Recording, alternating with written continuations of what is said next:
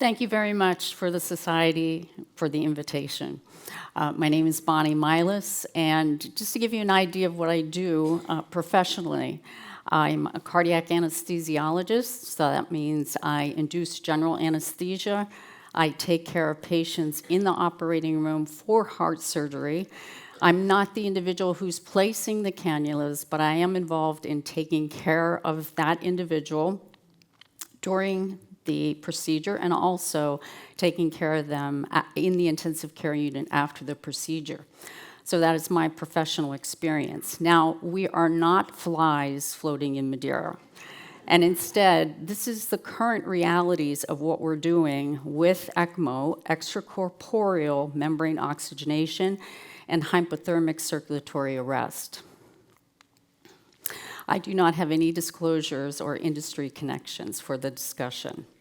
What I can share with the audience, my personal experience, and I know that there's one individual that knows this, is that I have tragically lost both of my sons due to accidental fentanyl overdose. And on the morning of my youngest son's demise, his girlfriend called me to say that he was collapsed in the bathroom. She was trying to resuscitate him. I was on my way into work. I drove to her apartment, but the first thought that I had in my mind was, I got on the phone and I had one of my colleagues get an ECMO circuit ready for him, because I know professionally what the potential could be. Now, ultimately, it was too late for him. Too much time had passed. And again, we lost him. But again, that was the possibility. That's what I was thinking about. So let's talk about cardiopulmonary bypass. So I'm really more in the reality of what we're currently doing to suspend life. All of the devices that I'll be talking about, they are all a form of extracorporeal membrane oxygenation. But the name of it and how we use it is what differentiates it. So cardiopulmonary bypass is a means by which we're diverting blood flow, just as it sounds. We are diverting blood flow that's returning to the heart, and we're avoiding the heart and the lungs. This is used during surgery, and it allows for a still operative field for the surgeon. So this is what we typically use for people who are having coronary artery bypass grafting, or we're replacing heart valves. And typically we're cooling to temperatures of about 28 degrees. And this is a standard cardiopulmonary bypass circuit. We're removing blood from the venous circulation, and it is deoxygenated. We're sending it to a reservoir. Subsequently, it goes through an oxygenator. We not only oxygenate the blood, but we also anesthetize the blood, and we remove carbon dioxide. It goes through a centrifugal pump, then through a filter, and that it is returned through the ascending aorta by another cannula. None of this would have been possible without the imagination and the thought process of Dr. John Gibbon. He was a surgeon who trained at Jefferson Medical School. And during his training and thereafter, what he had seen, he was exposed to a young woman who suffered a large pulmonary embolism, a large blood clot to her pulmonary artery, and she died as a result of that. But it got him thinking about, well, what could we have done? What is the potential? So he was thinking about how could we divert blood flow from the venous side that would have gone bypassed that blood clot and then oxygenated her blood and returned it to the right side of her heart. So he began working both at Penn and at Jefferson, and he published the first prototype, which you see here on the left-hand side of the slide. This was his original device to bypass the heart and the lungs. He was not really able to develop it further until he got involved with IBM. And you see him sitting in the front row with his arms crossed, probably not happy. He had to rely on somebody outside to help the development of one device, and then subsequently the model that you see on the right-hand side was the first heart-lung machine. Now, at the same time, and that first heart-lung machine is 1948. Now, at the same time, in the field of cardiac surgery, other people are thinking, well, how can we operate on the heart? And this gentleman, what he did is he took dogs and he cooled them down. So he slowed down the circulation in order to isolate the heart in order to operate on it. And they kind of figured out that the sweet spot was somewhere between 15 and 20 degrees centigrade. But if they went cooler than that the animals died. So, lots of thought processes in how can we operate on the heart and potentially to save individuals. This is 1950. It wasn't until 1953, Dr. Gibbon was the first one to use the heart-lung machine that you see there in the picture to close this young woman's hole in her heart. She had an atrial septal defect. And again, this was the first successful use of a cardiopulmonary bypass circuit. So what is hypothermic circulatory arrest? We're still using the heart-lung machine, but we are employing it in a different setting. So this is still intraoperatively, we are still bypassing the heart and the lungs, but we can no longer put the cannula into the ascending aorta for the actual surgical repair, because that's the area in which we need to repair. It's the ascending aorta. We do cool people down to about 15 to 20 degrees, and at the same time, we take the cannula out of the aorta in order to operate on it, but then we have to potentially, if necessary, supply blood flow to the brain. Now, the original use of hypothermic circulatory arrest, we really hadn't figured out the whole cooling and warming situation. So the original surgeries with hypothermic circulatory arrest were done with the patient in an ice bath. We could only do this for less than 30 minutes, and once we went over that time period, when we got into the close to an hour period of time, we ended up with end organ injury, brain injury, liver, kidney injury as well. But here we are, this is our modern day setting. This is what we're using typically on an everyday basis. The heart-lung machine that you see there in the picture, and there are two perfusionists there helping to run the device. In the far left edge of that image, that's the cooling device, which you see blown up here, and that's the device which is used to cool patients to that very cold temperature. So what's going on during this whole period of time of stasis? So what is the effect on the EEG brain waves, the EKG, the electrical heart rhythm, and blood pressure? So on the far left-hand side, these are 4 channels. These are brain waves of someone who is awake. Once I induce general anesthesia, then those brain waves you see start to slow, and eventually those 4 channels that I have there, they're compressed. And when we go from 29 degrees centigrade to 24 degrees centigrade, you can see the brain waves are slowing. Once we get down to, that sweet spot of cooling, 18 degrees, the brain is isoelectric. The brain is flatline. At the same time, on the far right-hand side of that screen, you see as we're going from that 29-degree temperature to 18 degrees, the green tracing is the heart rate. So eventually you see the heart rate slowing. The blood pressure there is 64/43. I think most people in the audience know that's not normal. It's profoundly low. And as we go to that, again, that 15 to 20 degree range, that green line is flat. The EKG, there is no pulse in the patient. At the same time, when the brain waves are flat. So these individuals have, again, no pulse, no EKG, and their brain waves are flat, but they're not dead. They're not deceased. Their brains and their hearts are still metabolically active. Now, during the time when the cannula is taken out of the ascending aorta, We need to perfuse the brain. That is the best way that we know how to protect the brain during these surgeries.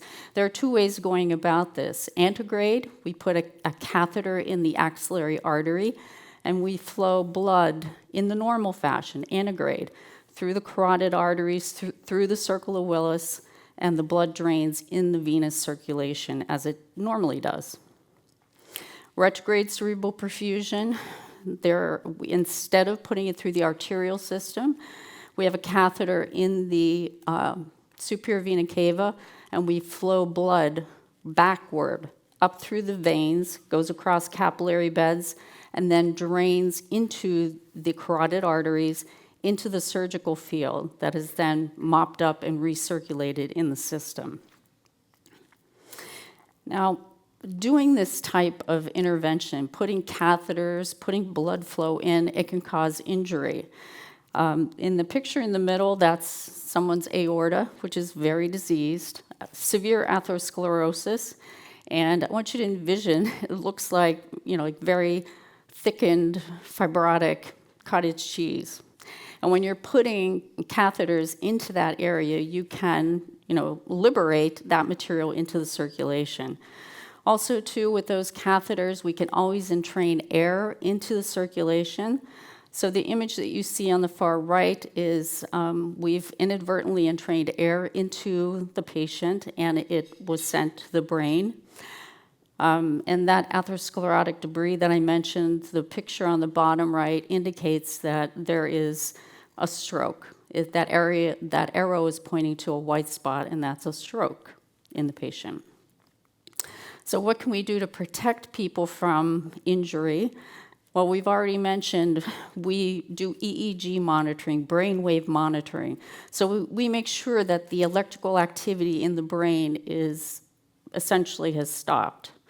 We also cool individuals. So the graph basically shows that at very low temperature, the cerebral metabolic rate is profoundly reduced. So what we're doing is we're decreasing the need for oxygen and metabolites in the brain and basically in the heart. So cooling is good. Now, extracorporeal membrane oxygenation, or ECMO. Again, the terminology differs depending on where we're using it and how we're using it. So ECMO is essentially moving blood, same concept. We're moving it from one chamber to another. And we do this based on the organ failure that we are encountering, whether it's heart failure or lung failure. But we are not intentionally stopping the heart. Although some of our patients with heart failure who are on VA ECMO, they are non-pulsatile, and nor do they have an ECG tracing. That can happen. This is a rescue maneuver. It's temporary, and we do not cool patients for this. We also do not have to open their chest. So I'm just going to show you a video of an actual VA ECMO cannulation. I'd just like to thank Dr. John Kelly, who's not here, but he's one of our surgeons that I work with. So here we are replacing cannulas. The key point here is these are not IVs. These are large pieces of tubing that we're using. This is me looking at an ultrasound image. I'm making sure that that femoral cannula that was just placed in the vein, that it is being threaded up high enough in order to get into the heart so that we have complete heart drainage. You can see this takes an entire team. This is surgery. This is done sterilely. There's nursing staff, there's a surgeon. We're very careful here. We're trying not to entrain air in the system. And you'll see we'll unclamp that, and you'll see the bypass or the ECMO circuit fills with blood. Our perfusionist then will control the flow, but just with the turn of a dial there. And they're securing the catheters. Now, you can see that the catheter he's securing there is in the femoral artery. It is large. It can sometimes block blood flow down the leg. So that green-tipped catheter there is what is perfusing the leg so that we don't cause injury to the patient's leg. So very labor intensive, lots of people involved.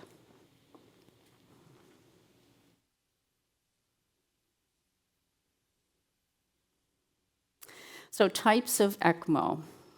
The terminology, again, just is dependent, and where we put the catheters or cannulas is dependent on which organ has failed. Venovenous ECMO is, you can see we're taking blood out with the purple arrow from the femoral vein, and we're perfusing it back into the superior vena cava with the green arrow. This is for individuals. We're not bypassing the heart here. Instead, this is for people with lung failure. So individuals who had lung failure from COVID, lung transplant where the lungs just are not functioning adequately immediately post-transplant. The other type of ECMO that we employ is Venoarterial. So again, you can see we're still removing blood, that purple arrow from the femoral vein, but we're infusing it this time through the green arrow, which is the femoral artery. And that was the video that you just saw. But again, it has to make its way all the way up the descending aorta. This is for individuals who have heart failure. So anyone who status post cardiac arrest, anyone who we've transplanted the heart in, and again, the organ is just not functioning appropriately. Things to think about. So here's an actual patient. We saw, this scenario before, but this scenario takes myself, an intensivist, a nurse at the bedside. There's a perfusionist at the bedside. There's also a respiratory therapist. This individual is laying flat on their back. Many people cannot tolerate being in this suspended state without very, very heavy sedation. It can lead to a debilitated state, muscle weakness, but again, a lot of individuals involved in order to suspend this individual for a period of time. Things to think about in terms of using ECMO. We've already commented, or we've heard a little bit about ethical issues. First of all, this does not fix the end organ problem. This is only temporary. It is a bridge, either a bridge to decision, where we decide whether or not the individual is going to go on to heart transplantation or mechanical device, or we're waiting for the organ to recover, which sometimes it does. And ECMO can lead to complications, which I'll talk about. Ethical decisions about use of ECMO. Just because we can do it does not necessarily mean that we should. And there is variation in clinical practice as to who is offered ECMO and who is not. Just to give you an example, if you have, say for instance, a 20-year-old who has lung failure because of metastatic cancer, and their chance of survival is only, say, 3 to 6 months, that individual will probably not be placed on an ECMO circuit. It can lead to also difficulty in end-of-life decision-making. Sometimes the individual is rescued, but ultimately they have no interest of going on to heart transplantation or to a mechanical heart. End-of-life decisions can be very difficult. The family may want the patient to survive, and the patient is saying, no, I'm done with this. Major challenges. All of our devices require anticoagulation, thinning the blood. When you thin the blood, it can precipitate a bleeding episode. So that individual can bleed either around those catheters or cannulas. They can bleed into their abdomen or in their brain. If we don't keep the blood thin enough, then we end up with clotting. So again, someone loses blood supply to their leg, they end up with kidney failure, and they end up on dialysis. So just briefly, a couple comments about mobile ECMO. I had mentioned typically we like to do this in an operating room. Sometimes we have to reproduce a sterile setting in a public space. You see here in this image, someone's being placed on ECMO in a subway station, in a library, or in a museum. So we do what we can in the field, and then subsequently we either transport them by ground or by air, by helicopter to our site at the University of Pennsylvania. How well do people do with ECMO? The younger the patient, if you look at the far right-hand column, the younger the individual, and if it's from a pulmonary problem, their chance of survival is highest, say 73%. But when you get down to somebody, an adult who's having CPR done, the survival rate is about 30%. Certainly, it's better than just CPR alone. And I'm just going to finish up with this final image here. It's a video. It's not playing right now, but if it were playing, what it would indicate is that, can you go back? Anyway, this image, what it was showing is an individual who's actually working out and exercising, trying to get stronger while he's on an ECMO circuit. And this was both heart and lung failure. And he was being supported until his organs could survive. I'm going to stop there, and I think what's next?